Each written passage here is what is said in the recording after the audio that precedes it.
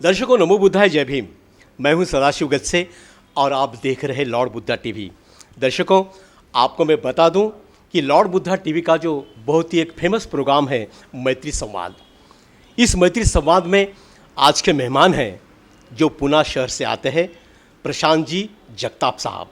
जी हाँ, प्रशांत जी जगताप साहब शरद पवार गुट के राष्ट्रवादी कांग्रेस के पुणे शहर के शहराध्यक्ष हैं और पुणे शहर में उन्होंने 2 बार नगर सेवक पद पर काम किया है और पुणे शहर के पूर्व महापौर बोलकर भी उन्होंने अच्छी तरह से लोगों के हित में काम किया है। तो ऐसे प्रशांत जी साहब से मिलते हैं मैत्री संवाद इस प्रोग्राम में। जय भीम सर। नमो बुद्धाय जय Bhim. Sir, Lord Buddha TV पर मैं आपका तहे दिल से स्वागत करता हूं।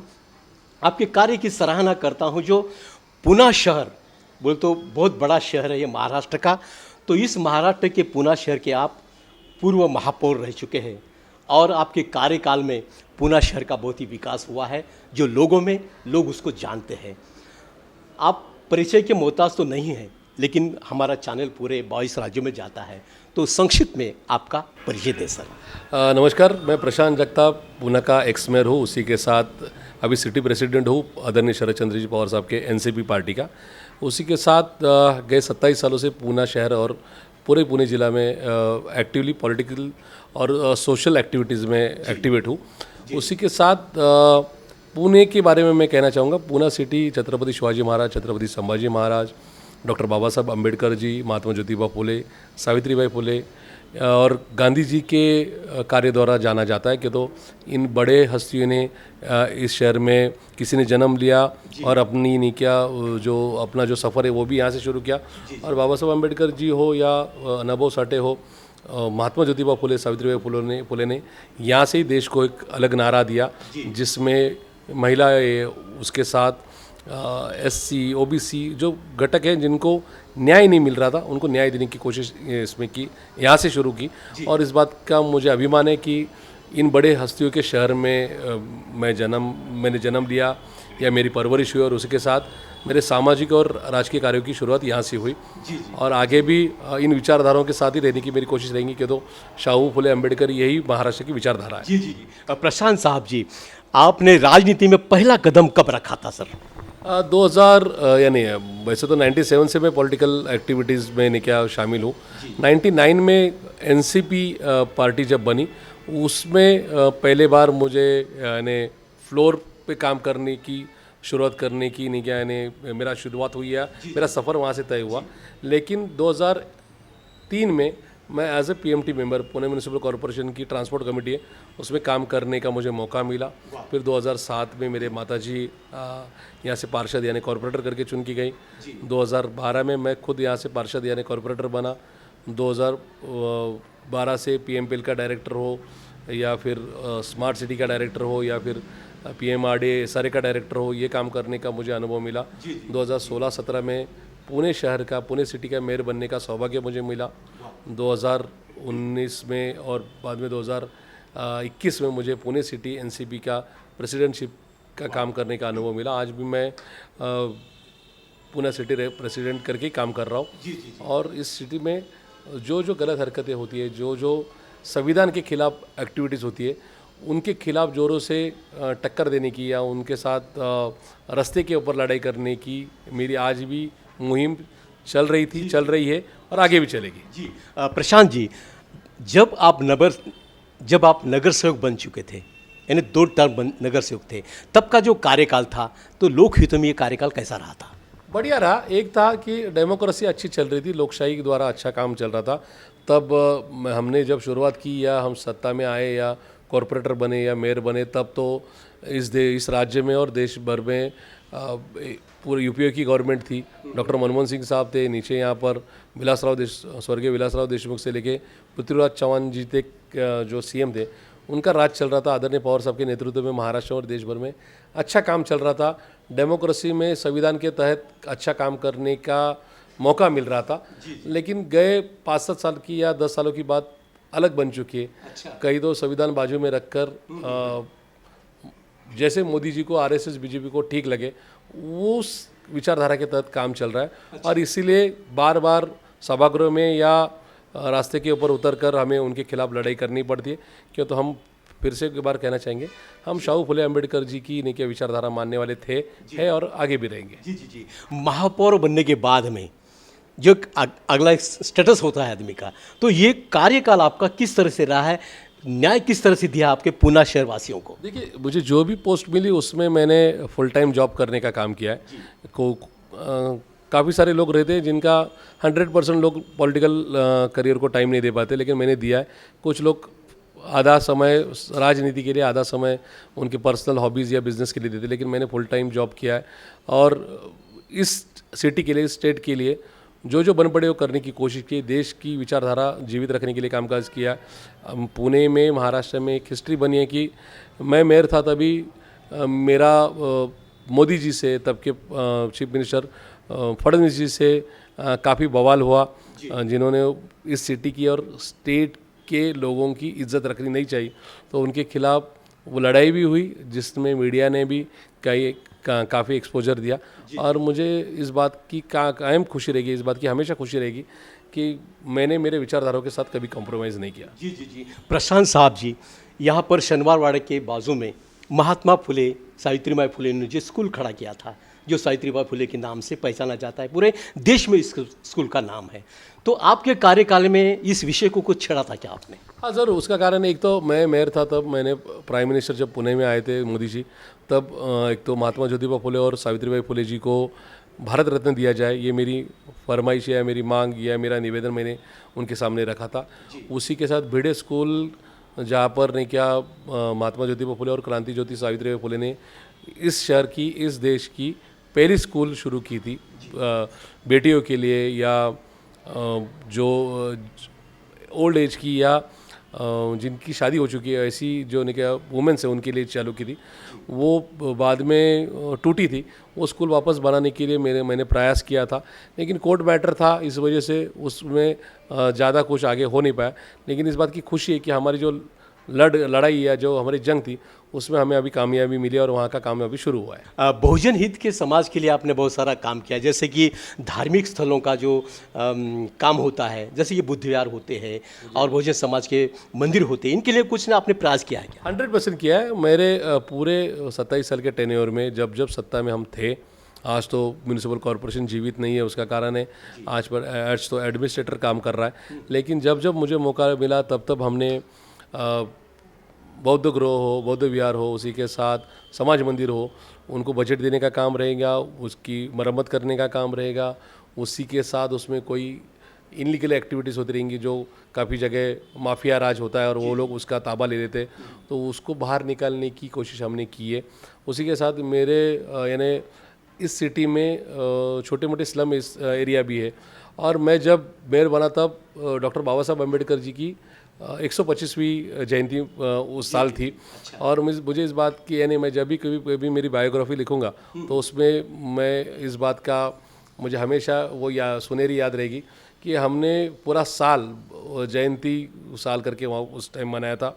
और कुछ लोग उस अंदाज से देख रहे थे कि बाबा साहब जी की जयंती, यानी हर एक कार्यक्रम के लिए बड़ा बजट था, वो सिर्फ स्लम में हो या जहाँ पे शेड्यूल कास्ट की ज़्यादा नहीं क्या पॉपुलेशन हो वहाँ पर हो, ऐसी तरीके की नहीं क्या प्रपोजल म्यूनिसिपल कॉरपोरेशन के कमिश्नर ने रखी थी। लेकिन मैंने उनको बोला कि हमारे पूरे म्यूनिसिपल कॉरपोरेशन में टोटल उस टाइम के यानी 54 वार्ड आते, तो उसमें यानी 83 वार्ड्स आते, तो वहाँ पे कार्यक्रम हर वार्ड में होगा जहाँ पे ओपन कैटेगरी की संख्या हो, तो ओपन कैटेगरी वालों को भी जो नहीं क्या फ़ायदा मिला है वो संविधान से मिला है। यानी आज ये सिर्फ बात नहीं कि ओबीसी, एनटी और एसटी को और एससी को ही बाबा साहब जी के नहीं क्या संविधान से फ़ायदा मिला है। आज प्रशांत जगताप भी आपके सामने बैठा है, तो वो डॉक्टर बाबा साहब अम्बेडकर जी के वजह से, उसका कारण है ना बाबा साहब अम्बेडकर जी संविधान लिखते, ना हमें आपके सामने स्पीच देने का, या हमें हर सिटी में, हर कोई सिटी कोई स्टेट में शिक्षा लेने का, नौकरी करने का या बिजनेस करने का अधिकार मिलता था। ब्रिटिश जब थे तो उनके कानून में मुझे आज आपके सामने जो कैमरा के सामने बात रखनी है, उसको भी मुझे लिखित स्वरूप में कलेक्टर के सामने बात रखनी पड़ती थी। भले मैं कोई भी कैटेगरी ओपन का हूँ, एससी का हूँ, अगर कलेक्टर मुझे परमिशन देता है तो ही मुझे परमिशन मिलती थी बात रखने की। लेकिन डॉक्टर बाबा साहब अम्बेडकर जी ने 1948 में जो संविधान हमें दिया, उस वजह से हर जाति हर धर्म को ये फ्रीडम मिला कि हम हमारी बात कोई भी लैंग्वेज में, कोई भी शब्दों में, कहीं पर भी रख सकते। और इसीलिए मैंने वो सारे कार्यक्रम पूरे पुणे शहर में एक साल भर में लिए और उसमें डॉक्टर बाबा साहब अम्बेडकर जी की विचारधारा वहाँ पे पहुँचाने की कोशिश की। जैसे लोकशाहीर अन्ना भाऊ साठे एक सभागृह जो बना, बहुत बढ़िया बना एरोड़ा में, जिसमें हमारे मित्र अविनाश जी सालवे इनका कंट्रीब्यूशन है। उसका इनोग्रेशन भी मेरे टेन्योर में हुआ पवार साहब के हाथों से। ऐसी बहुत सारी यादें कि ने क्या जो विचारधारा यानी डॉक्टर बाबा साहब अम्बेडकर जी की, लोकशाहीर अन्ना भाऊ साठे जी को मानते, उस विचारधारा उस समाज के लिए मुझसे जो बन पड़े वो करने का मेरा प्रयत्न, ये कोशिश तब भी थी, आज भी है और कल भी ज़रूर रहेगी। जी जी साहब जी, अभी संविधान की बात आपने निकाली है। संविधान बदलने की भाषा बीजेपी ने की है और संविधान बचाने की भाषा कांग्रेस ने की है, तो सही क्या है? सही वाकई में संविधान बदला जा सकता है क्या? देखिए, हाँ, यहाँ पे ये पूना हो, महाराष्ट्र हो या देश के हर एक स्टेट, जैसे यूपी हो या दिल्ली हो, पंजाब हो, तमिलनाडु, यहाँ पर हर एक 2-5 दिन के बाद, हर एक 15 दिन के बाद ये कोशिश होती है कि बीजेपी का, आरएसएस का या उनके जो अलायंस है, उनका कोई नेता संविधान या संविधान के ने क्या संविधान में क्या गलत है, क्या अच्छा है, उस बारे में टिप्पणी करता है। ये उनकी कोशिश रहती है कि लोग ये स्वीकार करें और उस हिसाब से लोगों का माइंडसेट बनाया जाए और उसके बाद संविधान बदलने की कोशिश हो। ये उनकी कोशिश है, गए 70 सालों से चल रही थी। एक तो मैं ऑफिशियली बोलना चाहूँगा कि 1948 में जब ये संविधान को स्वीकार किया गया जो बाबा साहब जी ने बनाया, तब भी आरएसएस और बीजेपी ने उसको गलत ठहराया था। उन्होंने बोला था कि ये संविधान स्वीकार नहीं करेंगे, उनको मनुस्मृति चाहिए। 70-75 सालों में उनके दिमाग में वो माइंडसेट कायम है कि उन्होंने संविधान स्वीकार नहीं किया। आज भी उनकी वो कोशिश लगातार चल रही है। लेकिन मुझे इस बात की खुशी है कि बीजेपी छोड़कर बाकी जो पार्टीज आज हमारे साथ है या नहीं भी है, उनको संविधान के बारे में, डॉक्टर बाबा साहब जी के, अम्बेडकर जी के योगदान के बारे में आज भी अभिमान है, था, है और कल भी रहेगा। और इसलिए संविधान बचाने में या संविधान सुरक्षित रखने में हम लोग हमारा योगदान देने का प्रयत्न जरूर कर रहे हैं। जी जी जी प्रशांत साहब, जो अभी महाराष्ट्र के अंदर आरक्षण की बात हो रही है, जैसे कि मराठा आरक्षण हो, ओबीसी आरक्षण हो, SC/ST का आरक्षण हो, इस आरक्षण के बारे में आपके क्या विचार हैं? देखिए, आज एक तो मैं बोलते रहता हूँ कि लोगों को SC/ST आरक्षण के बारे में बोलने का अधिकार नहीं है। उसका कारण है कि मुझे पता है कि मैं जिस सिटी में रहता हूँ, पुणे में, महाराष्ट्र में या देश भर में, जहाँ पर भी मैं मेरे काम के सिलसिले में जाता हूँ, आज भी SC में, ST में काफ़ी पिछड़ा हुआ वर्ग है। मैं हमेशा ये बात रखते रहता हूँ कि आज़ादी मिलने के पहले ब्रिटिशों के टाइम से 1920 के आसपास SC और ST को रिजर्वेशन मिला। आज 100 साल होने के बावजूद भी वो स्तर ऊपर नहीं आया है। उसका कारण है कि हमें उसमें और भी काम करने की ज़रूरत है। इसलिए वो आरक्षण बरकरार रखना चाहिए, वो कायम रखना चाहिए, क्यों तो और भी उसमें काम करने की ज़रूरत है। गवर्नमेंट एक काफ़ी बदल चुकी, पहले ब्रिटिश थे, बाद में कांग्रेस थी, बाद में बीजेपी और बाकी मिक्स पार्टी आई। लेकिन कुछ लोग आज भी आरक्षण को बंद करने की या आरक्षण ने क्या उसमें कुछ कमियां करने की कोशिश करते हैं। वो उनका जो ने क्या प्रयत्न है वो गलत है। मैं आज भी ये भी मानता हूँ कि SC और ST का आरक्षण कल था, आज है और वो कल भी चालू रखना चाहिए। बात रही OBC और बाकी जो ऊपर कैटेगरीज के लोगों की, अभी जो नई सिफारिशें आई है, रिक्वायरमेंट आई है, उनकी जो मांगी आई है, उनका भी विचार होना चाहिए। उसका कारण है कि ऊपर कैटेगरी में भी या OBC में आज भी कुछ एक ऐसा वर्ग है, आज भी कुछ एक बड़ा ऐसा नहीं क्या बड़ी ऐसी पॉपुलेशन है कि जो फाइनेंशियली लेवल पर बहुत पिछड़े हुए हैं। उनको आरक्षण के तहत यहाँ पर ने क्या आगे ने क्या और सहारा देना चाहिए। डॉक्टर बाबा साहब अम्बेडकर जी ने संविधान में आरक्षण जब उसकी जो अमेंडमेंट की, वो इसीलिए रखी कि जाति धर्म के बाद भी या जाति धर्म के साथ भी और भी लोगों का ने क्या जो ने क्या नीचे गिरा हुआ स्तर या पिछड़ा हुआ स्तर है, उसको आगे लेकर आने के लिए संविधान और आरक्षण यही मदद कर पाएगा।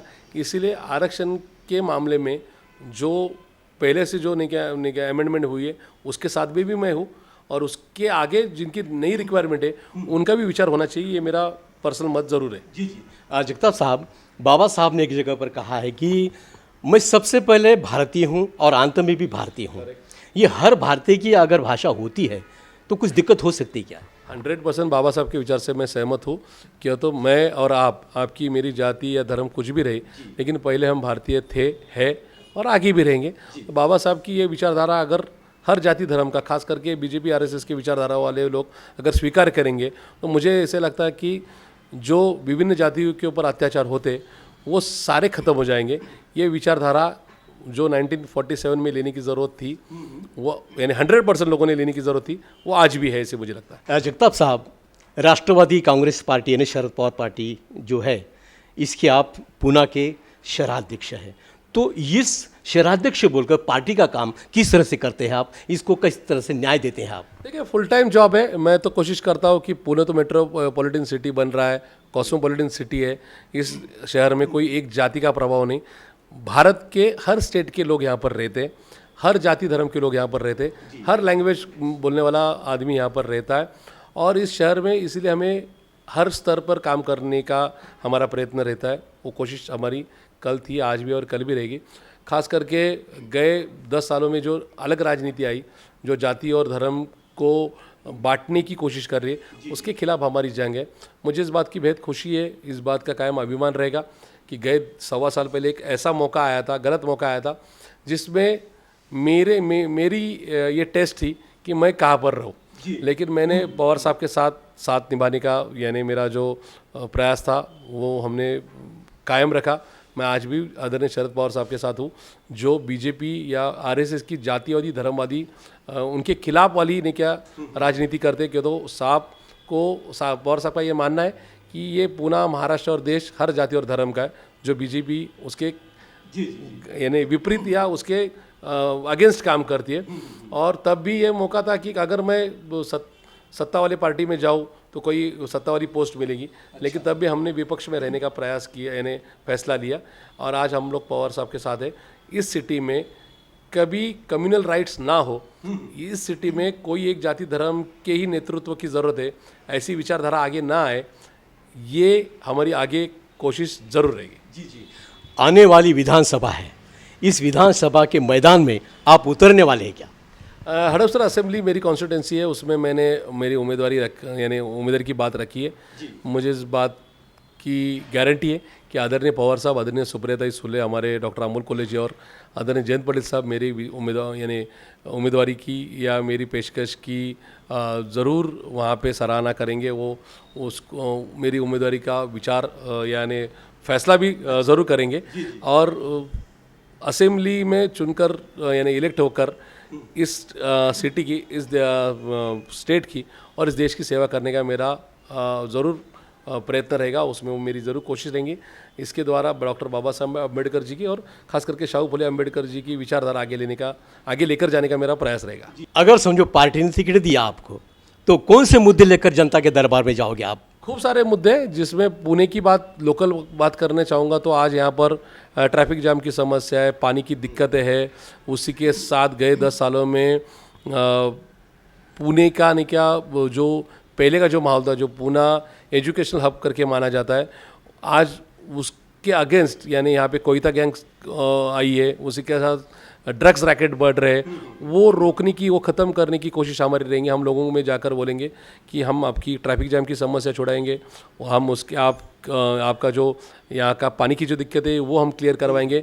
उसी के साथ आपके बच्चे यहाँ पर नहीं क्या सेफ रहेंगे, आपके बच्चों के हाथों में ड्रग्स ना जाए, इसके लिए हमारी कोशिश रहेगी। आपके शहर में कोयता गैंग कोई बच्ची को छेड़ेगा नहीं। उसके साथ senior citizen morning 4 o'clock night 12 o'clock या 2 बजे तक या 24 घंटे कोई विदाउट प्रोटेक्शन ठीक से घूम पाएंगे, ये सुरक्षा देने की हमारी नहीं क्या कोशिश रहेंगी। उसी के साथ बीजेपी की आरएसएस की जो जाति और धर्मों को बांटने वाली विचारधारा है, वो हम इस शहर में और इस राज्य में होने नहीं देंगे या स्वीकार करने नहीं देंगे। इसके लिए हम लोग नहीं क्या सभागृह में भी यानी विधानसभा में भी और रास्ते के ऊपर भी लोगों के साथ रहेंगे। ये वादा करते हुए हम लोगों के साथ यानी लोगों में जाने की कोशिश करेंगे, लोगों को साथ लेने की कोशिश करेंगे। और मुझे इस बात की गारंटी है कि लोग हमारी ये विचारधारा, हमारा ये प्रयास और ये प्रयास की हमारी जो यानी कोशिश है वो सामने रखते हुए हमको ज़रूर यहाँ पे विधानसभा में यानी विजयी या विजेता घोषित करने का ज़रूर प्रयास करेंगे। लोगों से क्या अपील करेंगे आज? लोगों से मेरी यही अपील है कि खास करके महाराष्ट्र के लोगों के कि कुछ स्टेट राजनीति के बारे में गलत या राजनीति खराब राजनीति वाले करके जाने जाते थे। महाराष्ट्र की वो पहचान कभी नहीं थी। दुर्भाग्यपूर्ण देवेंद्र फडणवीस जब से इस राज्य के नेता बने और अमित शाह जी और नरेंद्र जी मोदी जब से देश में सत्ता में आए, तब से इस महाराष्ट्र राज्य की छवि खराब करने का कायम प्रयास हो रहा है। यहाँ के एमएलएस एमपीज बिकते हैं, गद्दार होते हैं। इस तरीके का पिक्चर या इस तरीके का माहौल देश भर में जा रहा है। वो उसमें सुधार करने की हम ज़रूर कोशिश करेंगे। इसके आगे महाराष्ट्र का कोई एमएलए या एमपी बिकता हुए नहीं दिखेगा। ये बात क्या अगर करनी है तो महाराष्ट्र के लोग एमवीए को यानी महाराष्ट्र महाविकास आघाड़ी को वोट करें, यही हमारे उनके सामने अपील रहेगी। तो दर्शकों, ये थे प्रशांत जी जगताप साहब, जो पुणे शहर से आते हैं और पुणे के पूर्व महापौर थे। वो महापौर बोलकर उन्होंने पुणे के जनता के हित में काम किया है। आने वाले विधानसभा में वो विधायक बनकर लोगों की सेवा करे, ऐसे उनके प्रति मैं मंगल कामना जताता हूं।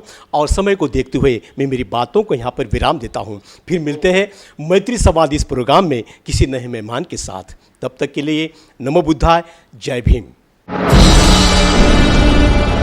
आप देख रहे हैं